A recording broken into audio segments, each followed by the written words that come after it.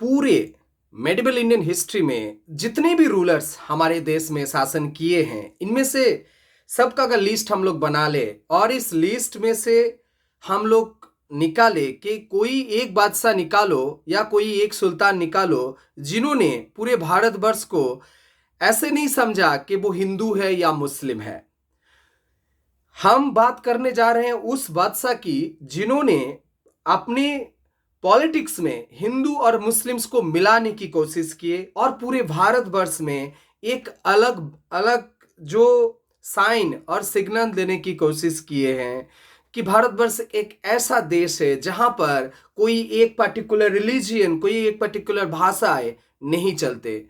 Dear students, इस video में हम उस बादशाह की बात बोलने जा रहे हैं जिनका नाम है अकबर। और अकबर बादशाह के उस नियम और उस नीति के बारे में आज बात करने वाले हैं जो उनको भारतवर्ष में मेडिवल पीरियड में उनको हर सुल्तान, हर बादशाह से उनको अलग कर देते हैं और अलग पहचान उन्होंने बनाए हैं। Religious policy of Akbar. Religious policy of Akbar, इसमें हम लोग आज देखेंगे कि उनका बचपन कैसा गया था और दूसरी हाफ में देखेंगे कि रिलीजियस पॉलिसी कैसे उन्होंने एडमिनिस्ट्रेशंस और रिलीजियस पॉलिसी को एक साथ लेके गए थे। पहले हम आज डिस्कस करेंगे कि अभी पहले हमने बता दिया कि अकबर बादशाह एक ऐसे बादशाह थे जिनके मन में बहुत ओपननेस थे, उदारवादी बादशाह हम लोग बोलते हैं, जो भारतवर्ष में कभी भी ज्यादातर कभी भी अगर हम लोग देखेंगे कि ज्यादातर रूलर्स क्या होते हैं, जो रिलीजियस गुरुज होते थे, स्पेशली मेडिवल इंडिया में उलेमाज होते थे, उनकी बातों से ये लोग चलते थे। अब अकबर बादशाह ऐसे बादशाह बने थे कि जिन्होंने उलेमाज की बात नहीं सुने और अपना जो सोच उन्होंने इस्तेमाल किए अपने प्रशासन के दौरान।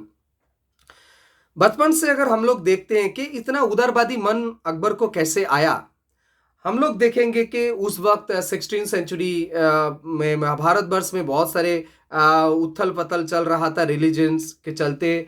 और भारतवर्ष एक ऐसा कंट्री है जहां पर बहुत सारे धर्म प्रचारक आए, भक्तिवादी, कबीर, नानक, दादू, मीराबाई, चैतन्य देव और इतने सारे सूफी धर्म गुरु आए। और इस तरीके से मतलब इन लोगों के चलते हमारे देश में पूरी तरह से उदारवाद, सहिष्णुता और समन्वय की जो वार्ता हम लोग हमारे पूरे देश में है, अभी भी है, उस जमाने में हुआ था, तो उसका प्रभाव अकबर के ऊपर भी पड़ा था। दूसरी बात यह है, अकबर की जो पिता और जो वो जो ग्रैंडफादर्स थे वो लोग सुन्नी थे, बहुत ही जो रिलीजियस थॉट से वो फॉलो करते थे।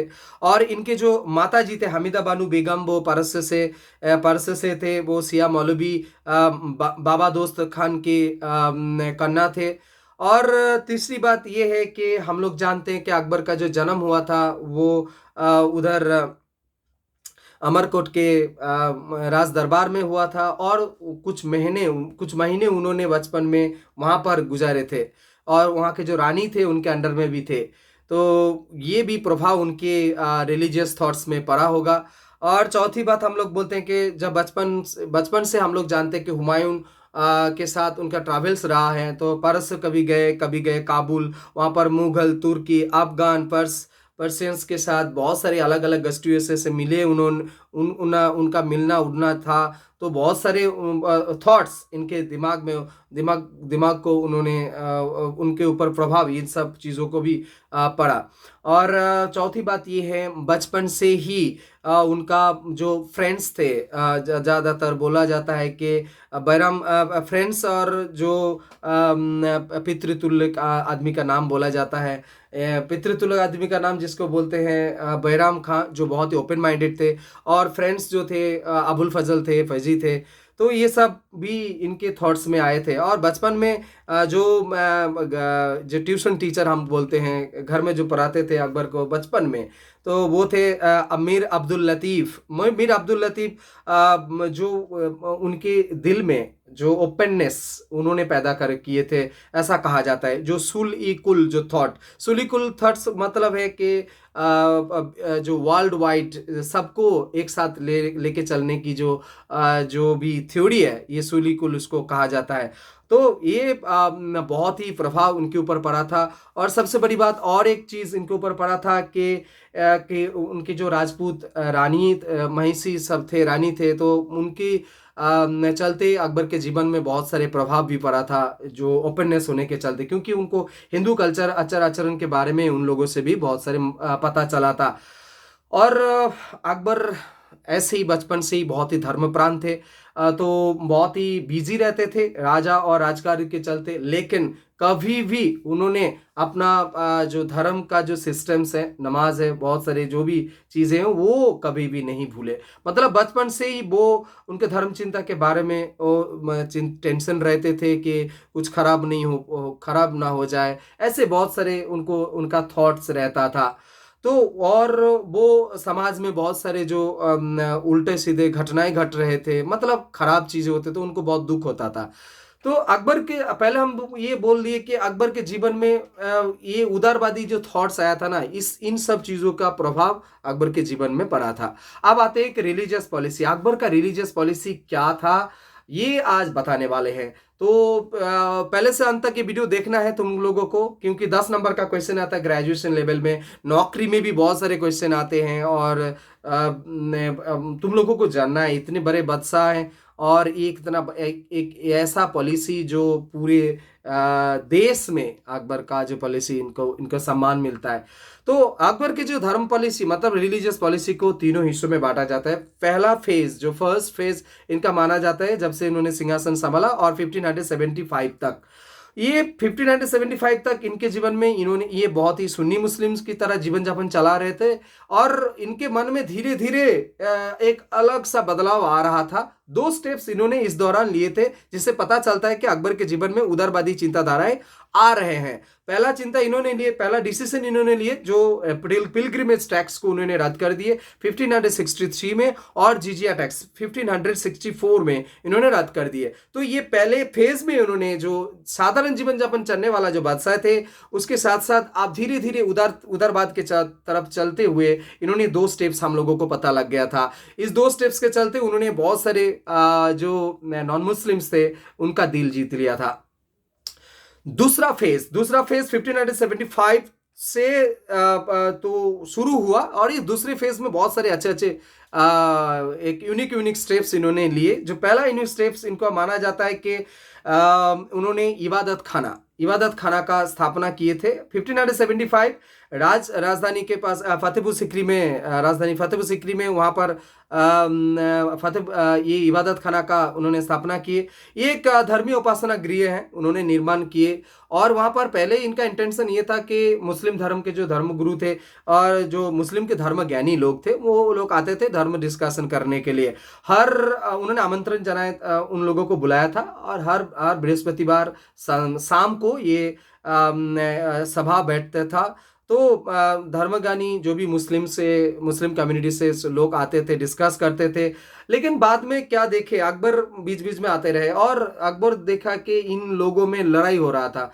मतलब बहुत सारे लोगों में देखा कंजर्वेटिवनेस और पर्सनल अटैक्स भी करने लगे थे ये रिलीजियस जो भी धर्मज्ञानी, जिन लोगों को आमंत्रण किए था अकबर ने। तो अकबर को ये लगा कि अकबर बहुत ही गुस्सा हुए, तो उन्होंने इबादत खाना को बंद कर दिया। फिर उन्होंने कुछ दिन के बाद 1578 में दोबारा अक्टूबर के महीने में इबादत खाना का दरवाजा खुला, और इबादत खाना में इस बार उन्होंने क्या किए, इस बार सिर्फ मुस्लिम धर्मज्ञानी व्यक्ति को नहीं, हर धर्म से उन्होंने बुलाया, चाहे वो सिया हो, सुन्नी हो, जैन हो, सिख हो, जराथुस्ट्रियंस हो, पारसी हो, तो सबको उन्होंने बुलाया, आह्वान किए, और बोले कि आप लोग डिस्कस कीजिए।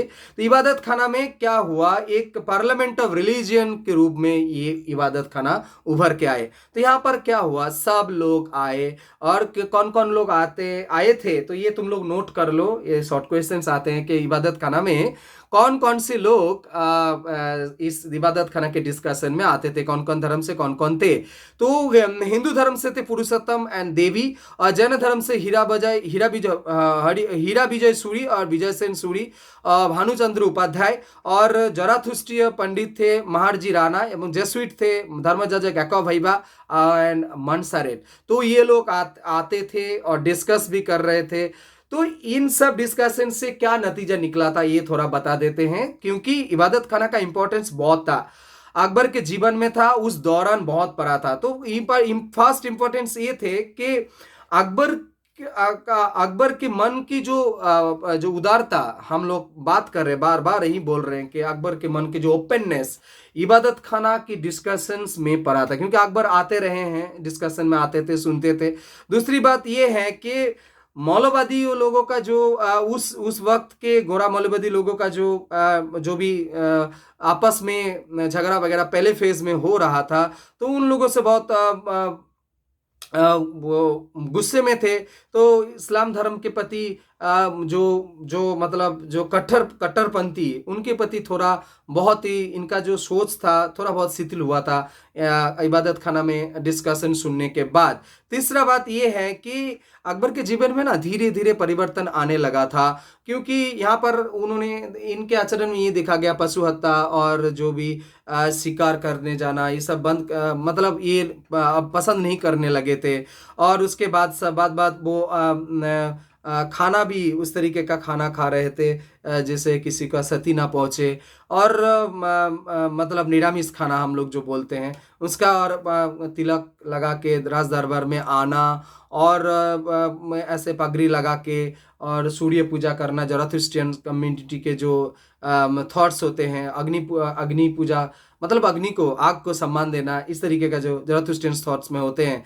और सबसे बड़ी बात है, इन्होंने एक चीज़ यहाँ से सीखे इबादत खाना के डिस्कशंस के बाद, इन्होंने ये समझा कि इनको ये समझ में आ गया कि ईश्वर एक ही है, और ये मतलब हर रिलीजन को देखने के बाद, डिस्कशन सुनने के बाद इनको ये आया कि हर रिलीजन का जो ओरिजिनल मतलब है एक ही है, और पूरा मानव जाति एक ही है। तो ये इनका मतलब किसी में कुछ भेद नहीं है, अकबर का ये मानना था। इसके बाद जो उन्होंने स्टेप्स लिए सेकेंड फेज में, हम लोग जानते हैं महाजर डिक्लेरेशन। 1579 26 जून फतेहपुर सिकरी के जो मस्जिद के इमाम थे, उन्होंने प्रधान इमाम जो थे, मेन इमाम, उनको हटा दिए। वहाँ पर उन्होंने स्वयं उपासना करने परिचालना, मतलब जो भी सिस्टम्स होते हैं मुस्लिम्स के मस्जिद का, वो अपने आप चलाने लगे थे। और उन्होंने खुतबा जो है वो फैजी के लिखे हुए खुतबा उन्होंने मस्जिद में पढ़ा था, अपने नाम में पढ़ दिए थे। और खुतबा का जो वक्तव्य था, उनको सुन के उस जमाने के जो उलेमाइज थे वो अकबर के खिलाफ बहुत सारे मतलब गुस्से हुए थे, क्योंकि इस तरीके का हरकत से वो लोग खुश नहीं थे। और इसलिए 1579 2 सितंबर उन्होंने जो काम किए कि इबादत खाना के सुनने के बाद, मैंने अभी बोला कि उनके दिमाग में कुछ चल रहा था, तो उन्होंने सिद्धांत ये लिए कि महाजरनामा जो डिक्लेरेशन बोलते हैं, उन्होंने डिक्लेयर किए। उन्होंने इस महाजरनामा डिक्लेरेशन में ये बोला कि आज से वही हैं इमाम ई आदिल। इस्लाम धर्म को लेके, कुछ लॉज को लेके अगर कुछ कहीं पर गड़बड़ है, किसी को कुछ पूछना है, तो वो बादशाह से पूछ सकते हैं। तो ये उन्होंने डिक्लेयर किया कि हम ही धर्म के हर चीज़ों का वक्तव्य को जो समाधान है हम देंगे। तो ये उन्होंने बोला कि, और बहुत सारे डिफरेंसेस अगर आते हैं, जो डिफरेंसेस इबादत खाना के डिस्कशन में उन्होंने देखे, उन्होंने बोला कि अगर किसी को कुछ दिक्कत हो रहा है तो हम इसका आंसर देंगे। तो हम लोग ये देखते हैं कि सेकेंड फेज में उन्होंने उनका जो व्यक्तित्व है, उदारनीतिवाद के तरफ जो उनका मतलब जो चलने लगे थे, और भी प्रकट हो गए। तो थर्ड फेज में हम लोग देखेंगे कि अलग एक चीज 1582 से थर्ड फेज शुरू होता है, कोई बोलते 1581। इन्होंने जो नया धर्म नीति की डिक्लेरेशन दिए थे, इनका नाम था दीनी इलाही। तो ये स्टूडेंट्स लोग, तुम लोगों को याद रखना कि ये 5 मार्क का भी क्वेश्चन आता है अलग से। माजनामा का तो 2 नंबर का क्वेश्चन आता ही है, दीन इलाही का 5 मार्क का भी क्वेश्चन आता है और शॉर्ट क्वेश्चंस भी आते हैं। तो दीन इलाही के बारे में अकबर का क्या मानना था, क्या है, अब बताते हैं तुम लोगों को। तो हम लोग आ गए अकबर के रिलीजियस पॉलिसी के थर्ड फेज में।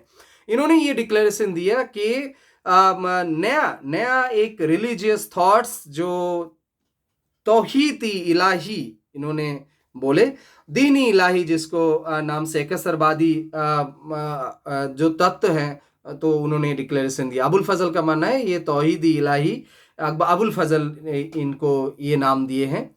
तो ये दीनी इलाही क्या है? दीनी इलाही एक रिलीजियस थॉट है जो अकबर डिक्लेयर किए थे, और अकबर इस दीनी इलाही का जो जो जो मेन वक्तव्य यही है कि इसमें अगर कोई भी आना चाह रहा है तो उनको कुछ चीजों के बारे में ख्याल रखना है। क्या क्या ख्याल रखना है ये बता देते हैं। ये बोलते हैं संपत्ति, माल, जीवन मतलब जान, सम्मान मतलब दीन, और नमूस मतलब धर्म, इनको साइड में रख के दीन इलाही के धर्म में आना है। और दीन इलाही के धर्म में आने से पहले लोगों को तो दीन इलाही के बारे में पता होना चाहिए।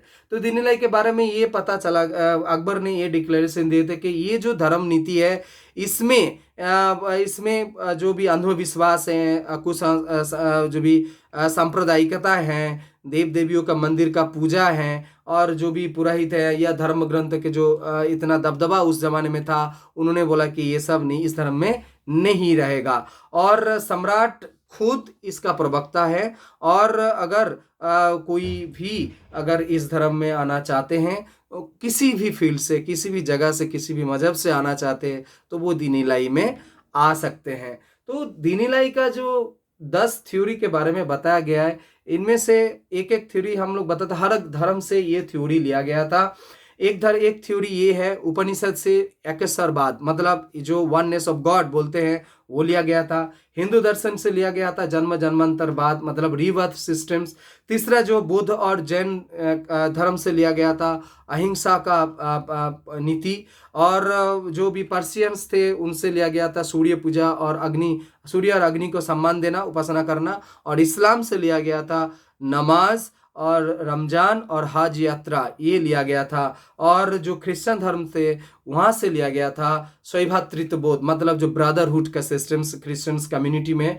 ये सब मिल के 10 थ्योरी के मिला के तो इन्होंने ये धर्म का डिक्लेरेशन दिए थे। एक ही साथ साथ इन्होंने ये भी दिए थे कि अगर कोई दीन इलाही का धर्म लेना चाह रहे हैं तो बहुत सारी चीज़ें उनको नहीं करनी है, जैसे उनको आमिष भोजन करना है, और सुरापान नहीं करना है, बाल विवाह नहीं करना है, तो किसी भी रिश्तेदार के साथ मतलब निकट आती है जिसको हम लोग बोलते हैं उनके साथ अपना शादी नहीं करना है, या करने भी देना है, मतलब शादी देना नहीं है। करीबी रिश्तेदार से जुआ नहीं चलेगा। शिकार करना मतलब जो जंगल में जाते थे वो भी बंद कर दिए उन्होंने।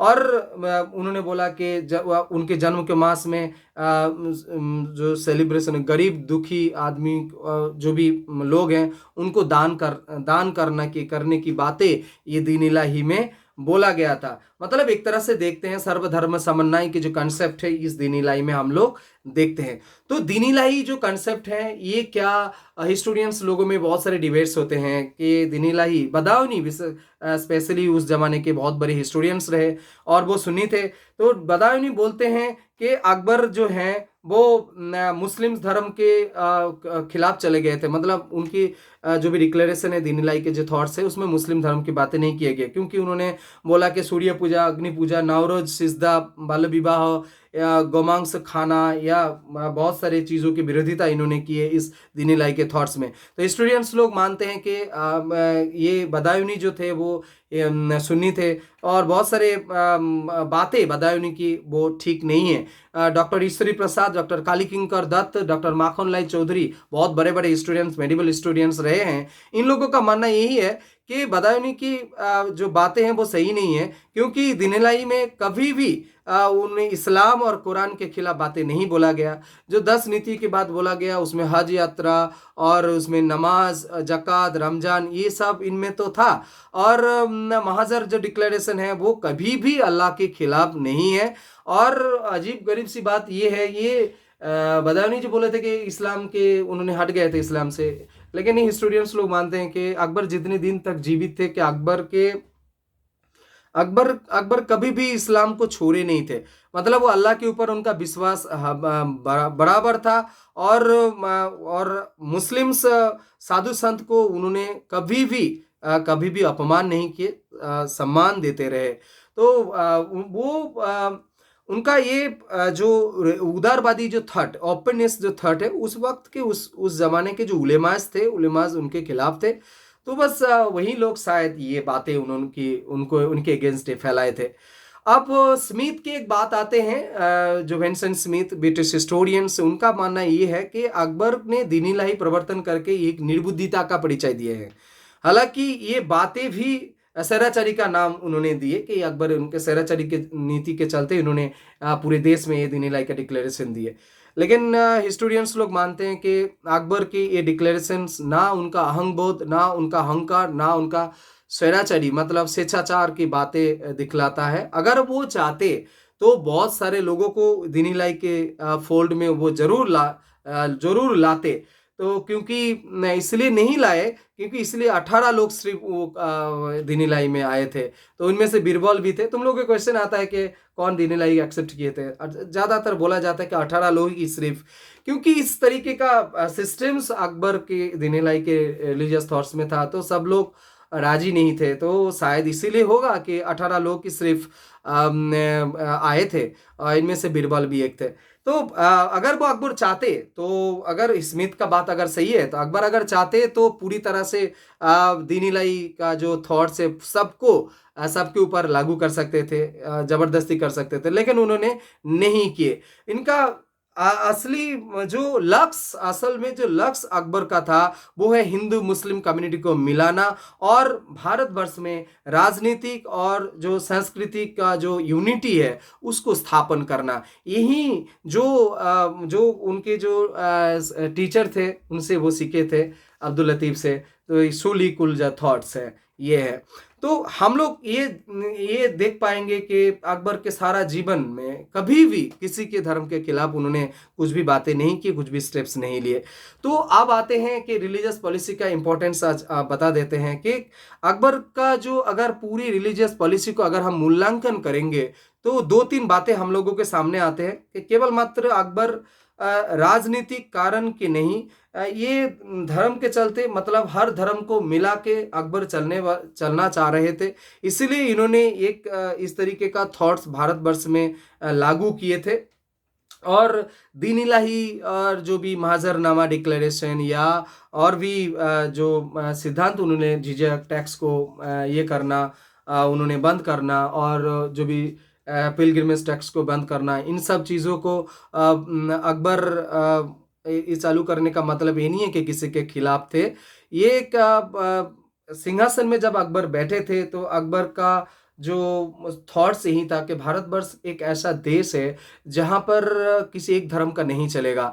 तो हिंदू मुस्लिम को साथ उस जमाने में बहुत थोड़ा बहुत विवाद तो था ही, लेकिन उस विवाद को भी वो रोकना चाह रहे थे। तो इसलिए राष्ट्र कर्म में वो भी देखते थे कि उलेमाइज जो थे वो ज़्यादा एडमिनिस्ट्रेशन में पावरफुल हो रहे हैं, या जो मुल्ला थे तो कम्युनिटी, मतलब जो इस्लाम को उस ज़माने में जो रिलीजियस जो ज़्यादा जानते थे, तो वो अकबर देख रहे थे कि ये लोग ज़्यादा एडमिनिस्ट्रेशन में दखलदारी कर रहे हैं, तो उनको भी उनका भी समता है उसको भी घटाना चाह रहे थे। तो मतलब यही है कि राष्ट्र और धर्म को राष्ट्र धर्म में सम्राट जो हैं वो सबसे आगे हैं, ये बात सबके सामने वो रखना चाह रहे थे और सबको लेके एक साथ चलना चाह रहे थे।